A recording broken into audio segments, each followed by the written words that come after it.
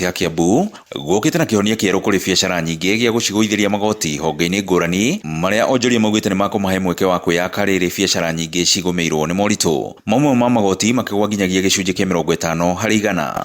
Na ndutaga wĩra wa gũtuma kĩrigiti na nĩ tũracokia ngatho mũno nĩ tondũ wa thirikari ĩno itũ ya Kiambu nĩ tondũ wa gũtũpunguzĩra license. Nĩ tũraikaragĩrwo mũno nĩ kũmĩrĩha tondũ nĩ irarĩ igũrũ mũno, na thaa ici nĩ tũracokia ngatho nĩ tondũ ona wa gũtũnyihanyihĩria na ngiri ĩyo ĩmwe ndĩrarĩhaga 9,300 na kwa ihinda rĩrĩ nĩ tinĩtio na ngiri ĩmwe nĩ ĩgwĩte na ngiri. Nduka cia salon na inyuthi iria ciragatagĩrwo marũa ma ciringi 1,500 ma rũhonge rwa ũgima mwega wa mwĩrĩ rĩu cirigatagĩrwo marũa ma ciringi 500 namo marũa ma indo iria citakuruhanĩtie na irio makĩgwa kuma ciringi 1,200 nginyagia ciringi 1,000. Mĩkawa mĩnini ĩrĩrĩhaga marũa ma ũtheru ma ciringi 500 kuma ciringi 1,000 namo ma indo iria citakuruhanĩtie na irio makĩgwa kuma ciringi 1,200 nginyagia ciringi 1,000 gatagatĩ-inĩ ka marĩhi mangĩ marĩa marahutia biacara ingĩ.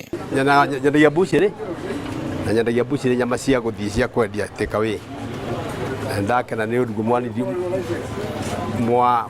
mwanyihanyihĩria license mbeca iria mũrandĩhagia 1,400 mwendiria 500.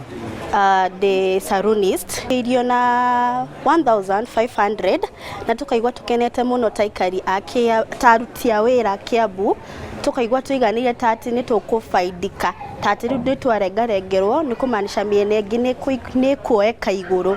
Susan Gatwĩri CC wa wonjoria kaunti-inĩ ya Kiambu akiuga atĩ ikinya rĩrĩ rĩrongoreirie gũthaitĩra biacara nini kaunti-inĩ ya Kiambu. Come to traders like pump attendants.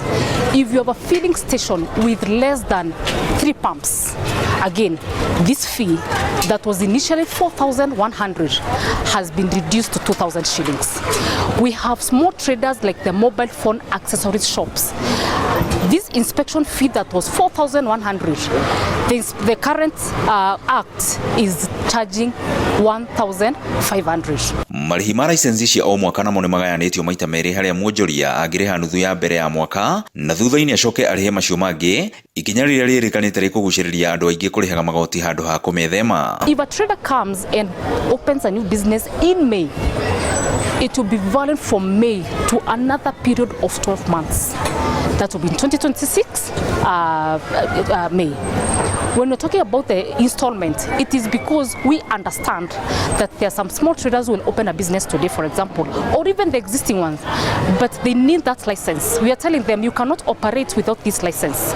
But again, they do not have, they're not in a position to pay the complete amount.